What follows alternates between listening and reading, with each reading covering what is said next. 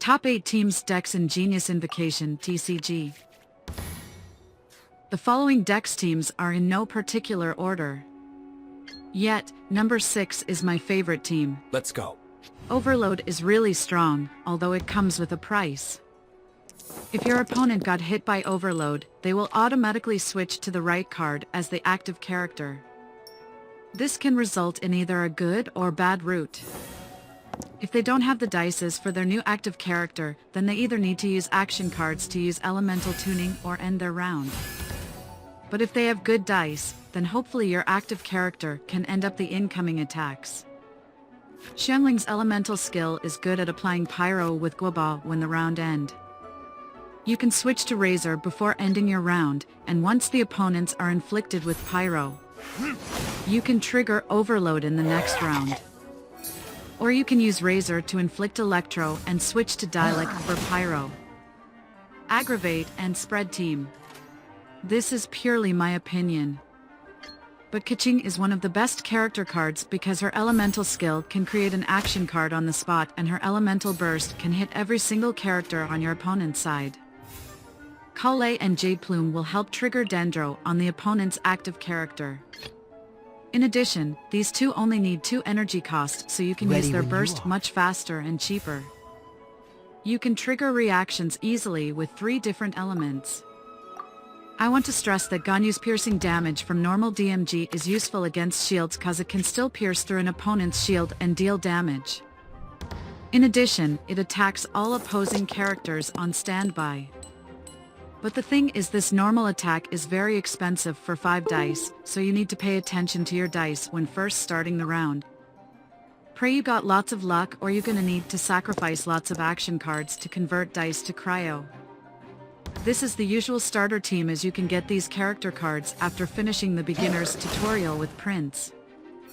Some may think starter characters, but these 3 have quite a great combination. It is similar to the team I mentioned before with 3 different elements. Ganyu is replaced with Fiscal because her elemental burst will also deal piercing damage to all opposing characters on standby. The difference is that Fiscal deals more electro damage with the cost of higher energy cost. Dialect and Fiscal are also a great combination because once Oz inflicts Electro on an enemy at the end of each round, you can switch to Dialect beforehand and can trigger Overload. I want to help. Mona is by far my favorite Hydro character because her passive skill is extremely useful. Stand clear. When you switch the active character from Mona to someone else, it will be considered fast action instead of combat action. This way, you can instantly freeze your enemy in 2 turns if the opponent didn't switch their active character.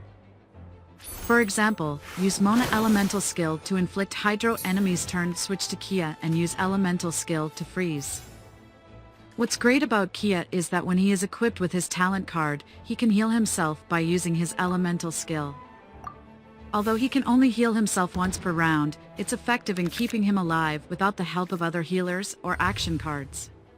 This is my favorite team because I can trigger Freeze and Electro Charged. I would start off with Mona and her elemental skill to inflict Hydro, then either choose Ayaka or Keqing, depending on which dice I have. Usually, I choose Keqing to stack up her energy as fast as I can. Then, before I use her burst, I would make sure to inflict enemies with either Cryo or Electro, as it can their reactions plus Electro can create AoE damage. The freeze team goes the RR. Even in TCG, Keqing still proves to be a supporting character through and through.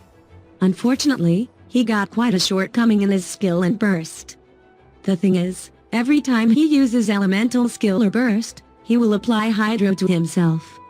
So if he is inflicted with another element before or after casting, it is dangerous for your team. However, his elemental skill is a great shield, and his elemental burst is still useful for triggering elemental reactions for characters that use normal attack like Yoimiya.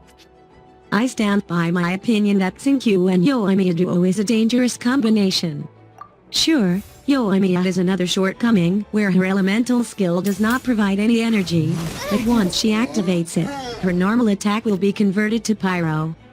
Then, once she uses normal attack after Keqing casts his elemental burst, these two will constantly create reactions with Yoimiya's normal attack alone, and that is terrifying. If you like the decks and wish to get these cards, don't forget to subscribe and like video, please. Thanks for watching and I will see you in the next one.